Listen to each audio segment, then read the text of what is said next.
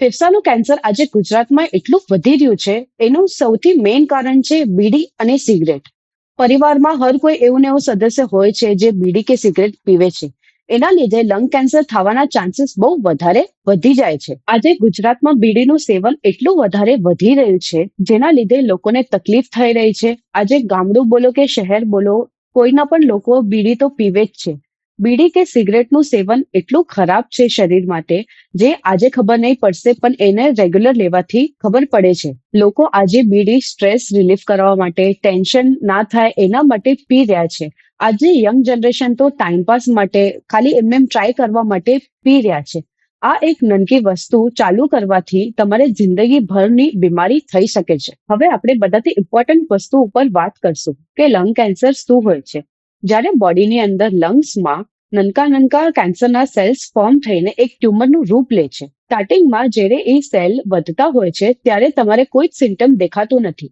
પણ ધીમે ધીમે જ્યારે તમારી થૂંકમાં લોહી આવવા માંડે છે, તમારું વજન ઓછું થતું જાય છે કે તમારા શરીરમાં કમજોરી થતી જાય છે, એ કેન્સરનું કારણ હોઈ શકે છે. હવે હું તમારે એક પ્રશ્ન પૂછું છું, તમારા હિસાબેથી શું વધારે નુકસાનકારક હોય છે, સિગરેટ કે બીડી? હર કોઈ જવાબ આપશે કે સિગરેટ, પણ આનો જવાબ સાવ ઓપોઝિટ છે. સિગરેટ કરતા પણ બીડી બહુ વધારે નુકસાનકારક હોય છે. અને આનું બધાથી મેઇન કારણ છે કે બીડીમાં ફિલ્ટર નથી હોતું ને સિગરેટમાં ફિલ્ટર હોય છે.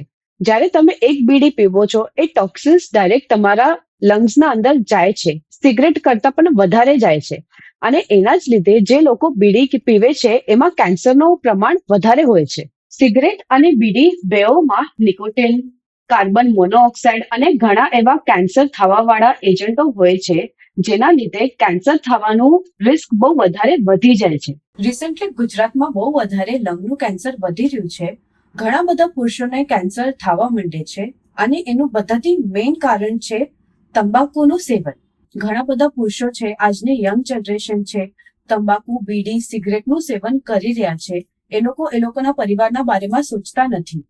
આજે જ્યારે એમને લંગ કેન્સર થઈ જાય છે ત્યારે આખો પરિવાર એના પાછળ હેરાન થાય છે. ડોક્ટર રવિ ગુપ્તા, જે આયુર્વેદિકના કેન્સર કન્સલ્ટન્ટ છે, એમનું કહેવાનું છે કે તંબાકુ જે હોય છે એ બોડીમાં ટોક્સિન્સ ક્રિએટ કરે છે અને એના લીધે એ ઇમ્બેલેન્સ એવું ક્રિએટ થાય છે, જેના લીધે કેન્સર થવાના ચાન્સીસ બહુ વધારે હોય છે.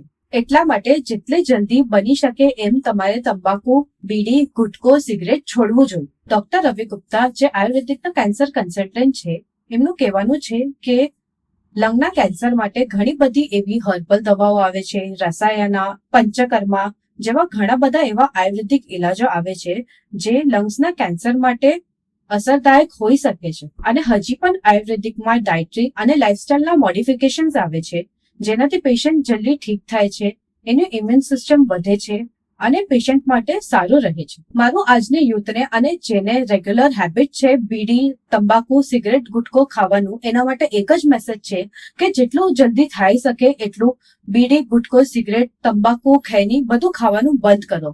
જ્યારે સુધી તમે બંધ નહીં કરશો ત્યારે સુધી કોઈ પણ દવા કે દારૂ કે કાંઈ પણ ખર્ચો કરવાથી તમારે કેન્સર મટવાનું નથી. જેટલું જલ્દી થઈ શકે એમ તમે બંધ કરવું જ પડશે. લંગ કેન્સરનો આયુર્વેદિક ઇલાજ લેવા માટે આજે જ સંપર્ક કરો ડોક્ટર રવિ ગુપ્તા, આયુર્વેદિક કેન્સર કન્સલ્ટન્ટને. હવે એમના ક્લિનિક ગુજરાતમાં પણ છે, અમદાવાદ, વડોદરા, સુરત અને મુંબઈમાં પણ અવેલેબલ છે. આજે જ આપેલા નંબર ઉપર કોલ કરો.